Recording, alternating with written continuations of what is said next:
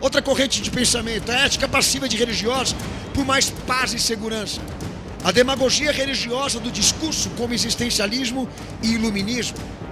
As igrejas sendo tomadas pela filosofia, no sentido de querer dialogar contra as religiões, no sentido de querer exatamente unir outras confissões, como o portal do governo aqui de São Paulo, que criou o segundo fórum interreligioso permanente agora em 2006, por uma cultura de paz e liberdade de crença, com representações de mais de 80 correntes religiosas, como budismo, adventismo, catolicismo, incluindo Igreja Batista, Metodista, Congregação Cristã do Brasil, Quadrangular, Universal, Renascer, Assembleia de Deus, Deus é Amor, entre outras.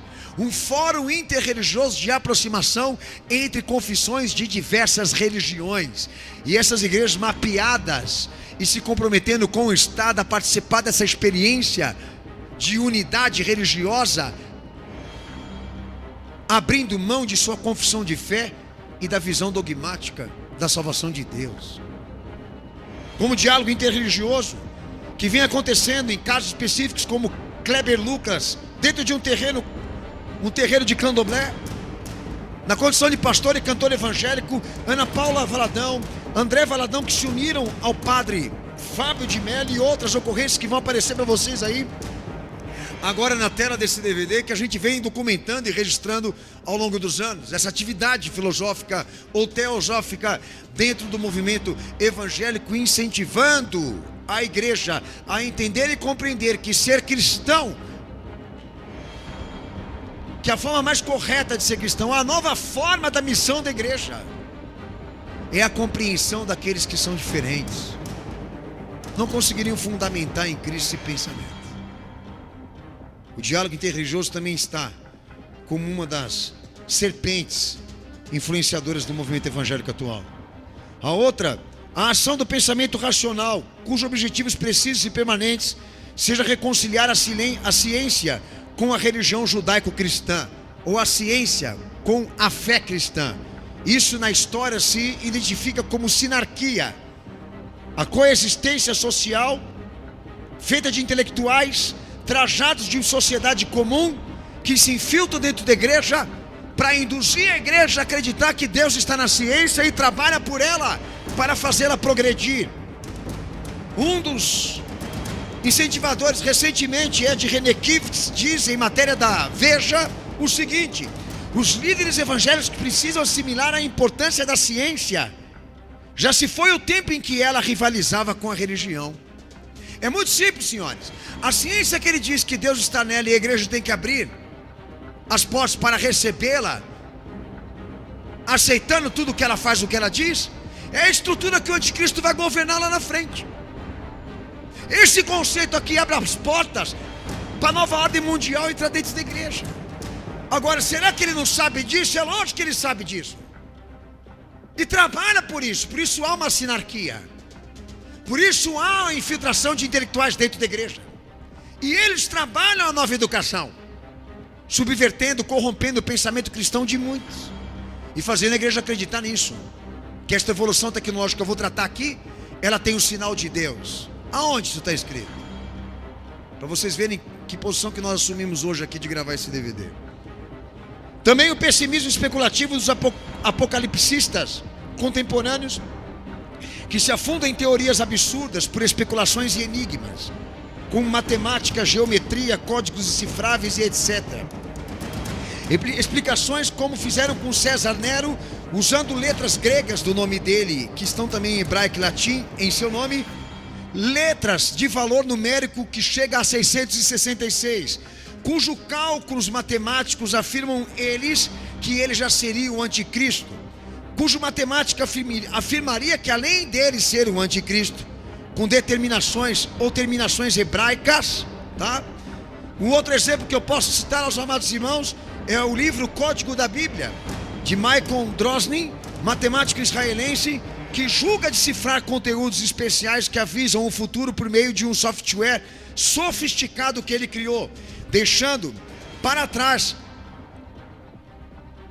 um exemplo, deixados para trás, ou o conceito da versão super-heróis, que eu vou trabalhar para vocês o que seria isso daqui.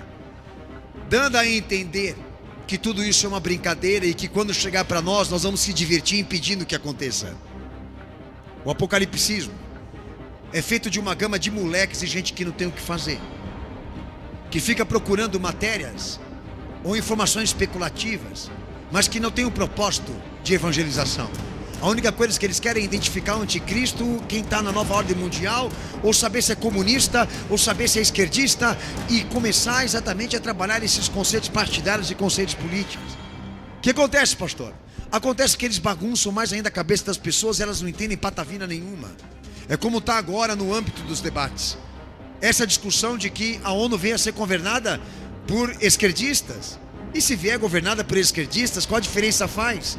No que vamos falar aqui, hoje, nenhuma. Porque não há partidos, só há fracos e fortes. Entendam? Os partidos foram feitos para enganar o povo, e eles valorizam essa porcaria. E alguns de vocês que estão no movimento evangélico sabem do que eu estou falando. O que essas especulações ajudaram a acelerar? Falsos anunciamentos como Jesus volta hoje, que é uma coisa que ele não disse quando. Falsos anunciamentos como do tipo Obama é o anticristo.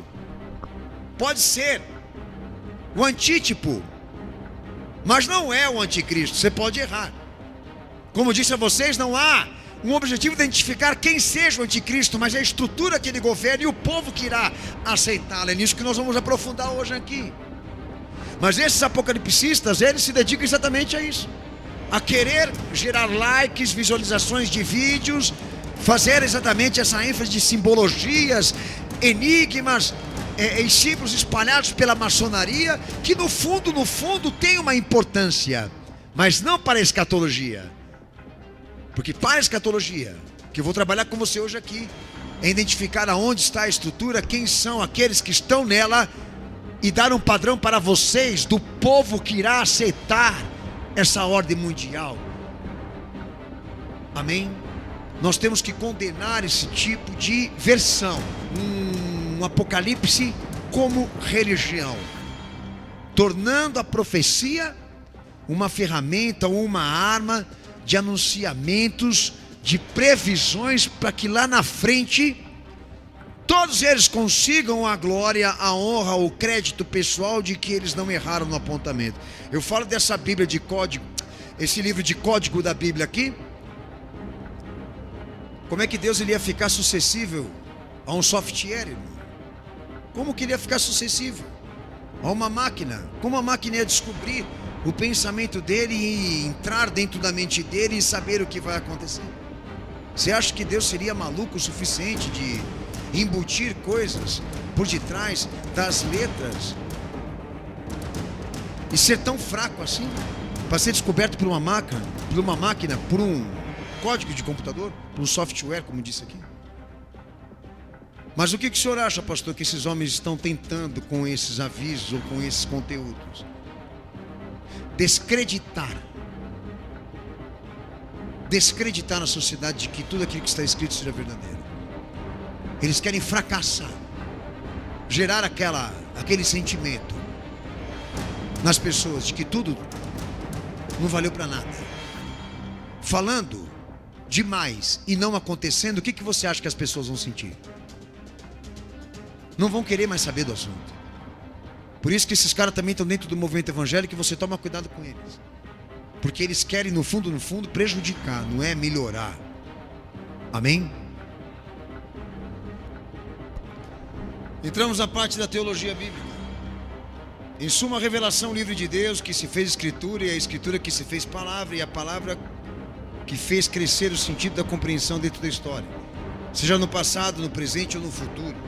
A análise do conteúdo escatológico, como medida de sua interpretação e atualização, exige rigor no método sistemático do uso das expressões, como identificar suas reais significações.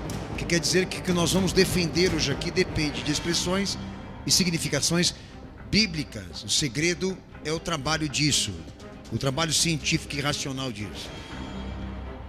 Falando de anticristo e anticristos, expressões bíblicas que indicam a história humana e o seu fim. O programa implícito disso, o caráter transitório e progressista de uma ordem mundial, e a decadência moral em nível elevado, biblicamente falando, a perspectiva de uma batalha contra Deus que sai de dentro da igreja, a corporificação suprema da maldade organizada, atingindo sua perfeição. Implicações bíblicas para que cristãos que se prontifiquem a participar ou utilizar também o recurso sistemático da besta. Os princípios sistemáticos das expressões abaixo são coerentes a respeito da posição da revelação do nosso Deus, dentro de um aspecto histórico e progressista dessa narrativa.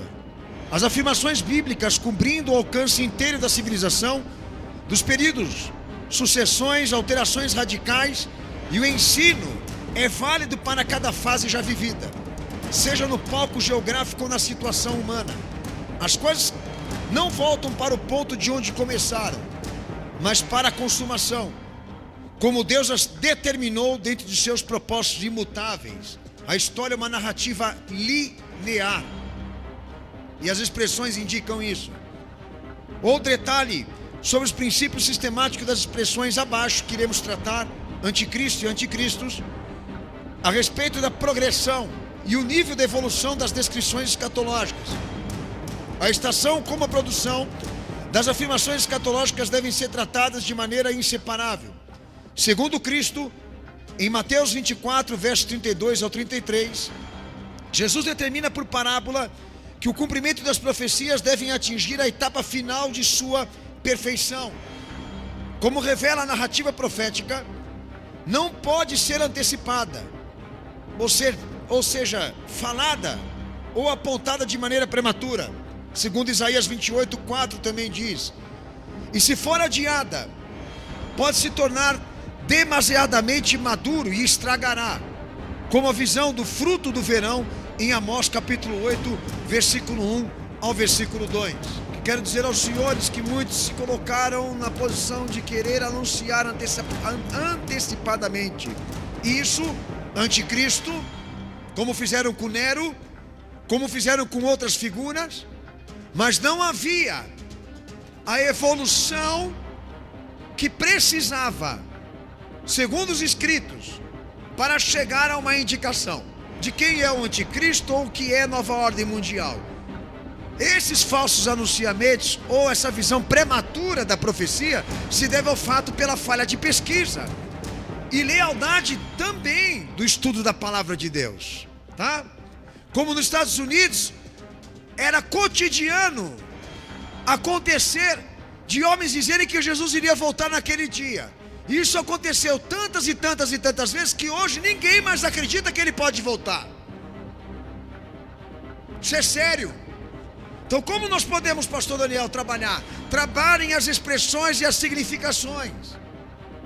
As expressões e significações voltadas para aquele tema em específico, como o nosso hoje aqui, escatologia, anticristo ou anticristos, definem para nós exatamente isso, o ponto do amadurecimento e da evolução. Até onde nós temos que esperar para acontecer, que até agora não aconteceu a etapa final disso. Mas vemos o progresso disso. E estamos acompanhando como estamos fazendo a atualização. Amém?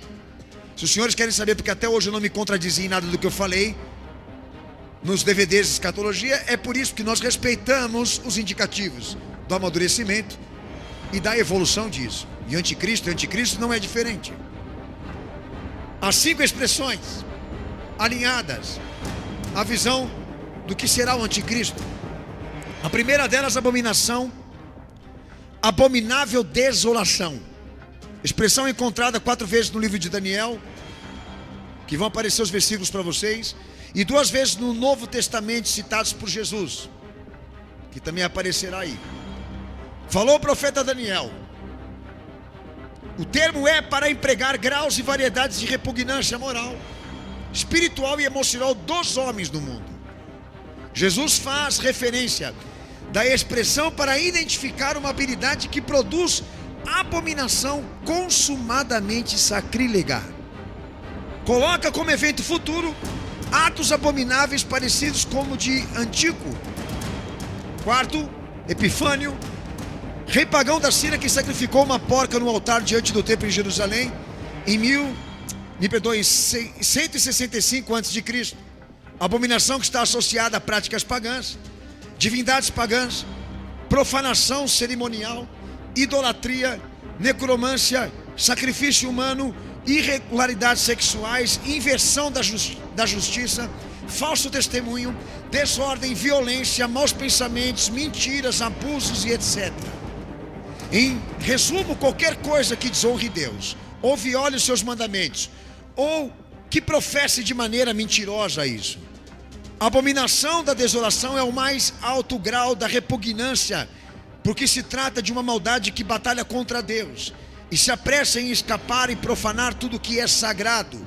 O estado perfeito e o maior desafio disso é minar os alicerces da fé em Jesus Cristo, como o profeta Amós, capítulo 5, versículo 7, também já dizia isso. Que quer dizer que o anticristo não pode vir, e nem a ordem se instalar enquanto a sociedade não estiver corrupta assim. Foi falado. Enquanto o nível da corrupção, inclusive, não atingir a igreja. É a visão moral e espiritual dos homens dos últimos tempos, como Paulo também orientava as igrejas. Enquanto isso não amadurecer, é cedo demais. Nós estamos vivendo tempos assim, e isso é alarmante para nós. O nível da corrupção em que estamos prova que estamos perto de uma ordem também. As expressões bíblicas besta, anticristo, homem da iniquidade, caracteriza o fim de uma época cujo toda a maldade vista nos homens foi corporificada e organizada. Um lugar onde a maldade irá se desenvolvendo acima dos limites do que é desolação, até o fim do tempo, como Apocalipse 11, versos 7 ao 10, diz que eles vão festejar quando as duas testemunhas que Deus vai enviar aqui neste mundo na grande tribulação para pregar, vão festejar quando elas estiverem mortas, vão se presentear uns aos outros quando eles forem mortos e Deus permitir. Quem já leu a profecia sabe. Olha o nível da sociedade ali na frente, de como ela vai entender e compreender que para a felicidade desse mundo, o custo disso seja banir Deus e tudo que professe a fé dele ou o mandamento dele. Nós estamos correndo para lá, e isso preocupa. Corrupção. Tema é a cosmovisão, e usualmente é um termo técnico usado para descrever a decadência e a alteração moral e espiritual do homem nos últimos tempos. Uma ação degenerativa que decorre do pecado original e que vem como uma extensão de extrema iniquidade e vários atos de destruição. A Bíblia insiste que seja a última instância ou resultado da queda adâmica em iniquidade consensual, como segue Isaías 38:17 e outros versículos que vão ser colocados aí na tela para você. Lembrem que o nosso Senhor disse que assim acontecerá com essa geração má e adúltera, que resisti-lo ou resistir à sua redenção, ela será pior do que a outra, de uma suprema maldade, um mal que Deus não interferirá, um mal que Deus não irá interferir, porque resulta dessa consequência do fato deles resistirem Cristo. Eles potencializam o mal que há neles. Por isso que há uma visão de alteração profunda do que aconteceu com Adão, em um nível altíssimo do que aquilo que aconteceu com ele lá. Porque na medida que a humanidade descarta Cristo para a sua redenção com Deus, eles potencializam o mal que está aqui e potencializam o mal que está nas pessoas. Você pode não acreditar em nada do que eu esteja te falando aqui, mas a corrupção é uma estatística que você é obrigado a lidar com ela. Só que é uma diferença. Talvez você queira solucionar isso com filosofia, mas segundo os escritos, só cabe redenção. É como enxugar gelo. Querer mudar as pessoas com regras sociais é como mudar gelo. Enxugar gelo. E se isso fosse eficaz, já teriam transformado o mundo antes. Porque há quanto tempo que a filosofia não manda nessa porcaria de mundo aqui? Mas a questão aqui é essa, senhores. Por que o evangelho progride e vence? Vence em tese. Se a corrupção fica, prolonga, permanece, o evangelho quer dizer exatamente o quê? Que só há salvação em Cristo e redenção nele. Se divirtam aí com a corrupção. E quando vocês começarem a ver estatísticas, vocês vão lembrar de mim. Por isso que a criminalidade, a marginalidade, as aberrações vão continuar. Porque é o potencial de quem o nega. E Deus não irá interferir, a não ser nessa esfera. Apostasia da fé é outro termo técnico usado para descrever ações de revolta e abandono que estão aliados ao anticristo como anticristos, como abandono, infidelidade e rebeldia contra Deus, originalmente inspiradas pelo diabo, Jó 26:13, que resultará como obra final de catástrofes de revolta contra a autoridade de Deus. Segundo os escritos apocalípticos, de Mateus 24:11 e 12, Apocalipse 11, Apocalipse 20, verso 7 ao verso 10. Não retrata questões de infidelidade política ou religiosa, mas é inteiramente escatológica no seu caráter, pois é vista como um sinal do fim do mundo, na medida que a igreja se corrompe. É considerado um paralelo do anticristo dentro das igrejas. Com 1 João 2, versos 18 ao 19, João define que o anticristo dentro da igreja é aquele que se nega a pregar a carne de Jesus e o sangue dele, a obra e a vida dele. E sua restauração é solenemente frisada, segundo Hebreus 6, verso 3 ao 6 e Hebreus 10, 26. A impossibilidade de uma restauração para aqueles que já estão assimilando ou incorporando a apostasia. Está incorporada também por um outro evangelho, como Paulo fala, Gálatas 1, verso 6 ao 8, 2 Timóteo 4, verso 3 ao 4, do 2 Pedro 2, 1 ao 2 e Judas 3 e 4, como outros textos que vão aparecer para você aí. E repletos de erros doutrinários, ou seja, a apostasia, ela promove, ela providencia, né, uma visão diferente daquela que Jesus, na verdade, confiou à igreja. E as consequências disso, biblicamente falando, a apostasia acelera, potencializa a vinda de Cristo ser mais rápida para todos nós. Como nega que Cristo veio em carne, rejeitam a divindade de Jesus e a realidade de sua encarnação como verdadeira humanidade. Quando também nega isso, me perdoem, quando alguém nega isso, não está cometendo somente um erro doutrinário, mas solopando os alicerces da fé.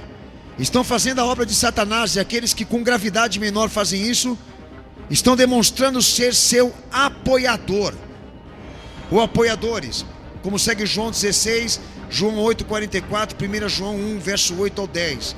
Estas forças se concentram no final em uma única pessoa, anticristo, apostasia da fé, em suas vertentes, em seu trabalho. No final, se transformarão em uma única pessoa, ele, o anticristo. Amém? Vocês precisam entender isso daqui. Isso aqui é confisco institucional. Isso aqui é confisco de educação. Isso aqui é a igreja tomando a frente para falar em nome de Cristo, coisa que ele não falou e ensinou. É gerando um mix de evangelho e religião. E as consequências disso é entregando a igreja para a nova ordem mundial. Corrupção dentro da igreja não se brinca. Tanto que a apostasia está em uma das expressões alinhadas a isso: a nova ordem mundial e a vinda do iníquo. Tá? Se preocupem com isso. Se assustem. Porque quando vocês verem a igreja aderindo à ordem mundial, vocês vão entender que foi um trabalho de muitas décadas e de longos anos para fazer cegar todo mundo que estava dentro da igreja. Infelizmente é o que está acontecendo. A apostasia impera sobre aqueles que com facilidade aceitam a mentira. Os falsos prodígios, injustiça, iniquidade e erro sentem aversão pelo evangelho da redenção, como Apocalipse 11 fala. Gente que se decide calar, seguir suas cômodas rotinas cotidianas. Suas necessidades vitais estão reduzidas ao materialismo e à sobrevivência. Apocalipse 13, versos 16 ao 17 também fala disso. Que no fim farão parte de sanções econômicas no sistema mundial e desfrutarão de uma liberdade subordinada e de uma lealdade ao sistema como troca de favores políticos, por mais segurança, cidadania, renda, economia, educação, status e etc. Coisas que a igreja, na verdade, agora está sendo preparada para se submeter.